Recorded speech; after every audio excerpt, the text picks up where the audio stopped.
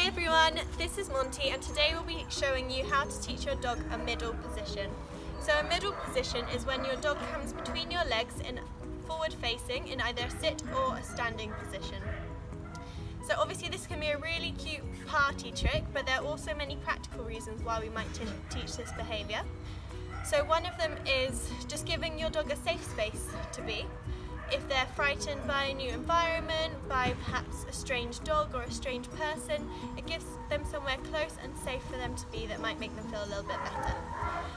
It can also help with your recall because it teaches them that it's really good to stay close to you and can help with Lucy walking in the same way.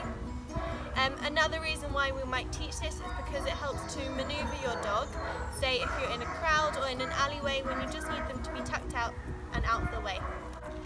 So the way we're going to do this is we're going to start off by luring the dog behind your legs. You're going to drop a treat there, and whilst they're there you're going to drop a couple of treats between your legs so that the dog moves into that position.